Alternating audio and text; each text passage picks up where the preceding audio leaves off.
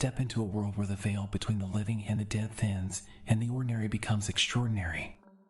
In this chilling tale, my wife and I explore what seemed like a dream home until a ghostly encounter turned it into a haunting memory we'll never forget. What would you do if the past reached out with a force you couldn't ignore? Join us as we unravel the mystery of Tony's house, a place where laughter and life once thrived but now hold secrets of the afterlife. From eerie cold spots to a cabinet door that seemed alive, this story will leave you questioning what's real and what lingers beyond. Dare to take the journey? Don't forget to like, share, and subscribe to our channel for more spine-tingling stories. Tony might still be watching, and you don't want to miss what happens next.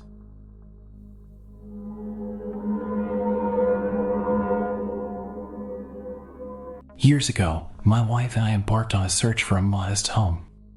The idea of owning a house through a contract for deed arrangement felt like the right step forward. One day, we found a property that seemed promising and decided to take my sister along to inspect it. The house was peculiar. It looked like someone had simply stepped out and left everything behind: personal belongings, furniture, even dishes in the sink. It felt eerie but also oddly inviting. We walked through the rooms, trying to imagine making it our own. The atmosphere shifted when my sister stopped abruptly in the middle of the living room. "Wait a minute," she said, her voice filled with sudden realization. I know whose house this was. This was Tony's house.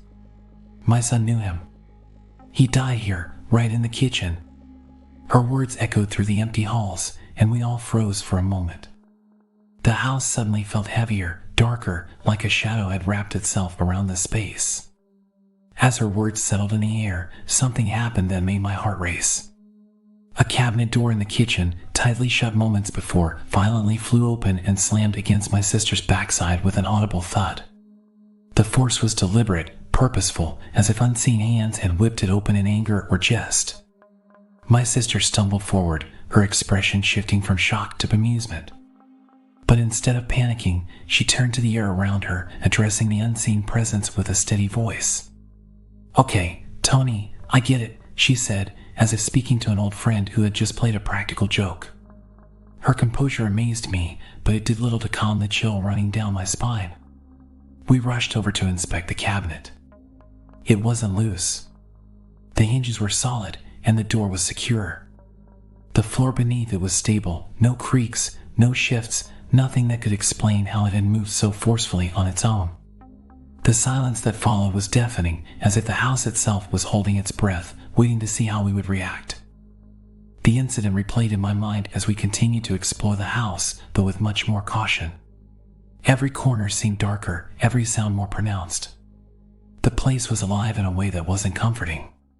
Yet, oddly enough, I didn't feel threatened.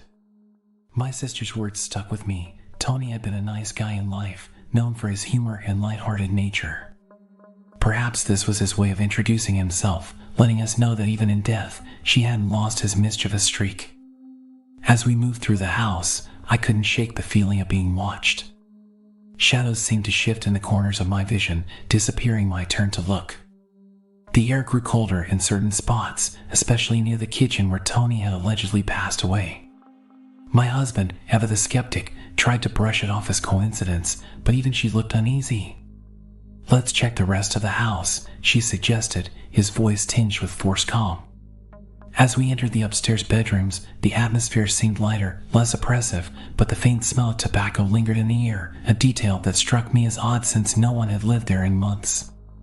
My sister later confirmed that Tony had been a chain smoker, often lighting up while cracking jokes with his friends. As we prepared to leave, we took one last look at the kitchen. The cabinet door remained open, as if daring us to come closer. My sister, Eva the bold one, walked up to it and gently closed it. "Thanks for the welcome, Tony," she said with a small smile. The door stayed shut this time, but the feeling of being observed didn't leave until we stepped outside. Later that day, we did some digging and confirmed it was indeed Tony's house. The story checked out. She had died suddenly in the kitchen, just as my sister had said. Learning this only deepened the mystery of what we had experienced. Was Tony trying to scare us away? Or was she simply letting us know she was still there? Though we didn't end up buying the house, the experience stayed with me. In hindsight, I almost wish we had gone through with it. Sharing a home with Tony might not have been so bad. He seemed more playful than malevolent, and who knows? Maybe his spirit would have been a source of comfort rather than fear. A protector in the afterlife, keeping us company in his own quirky way. To this day, I've never seen anything like the cabinet door opening with such speed and force as though driven by an unseen will. It was a moment that blurred the line between the natural and the supernatural, leaving us with a story we'll never forget.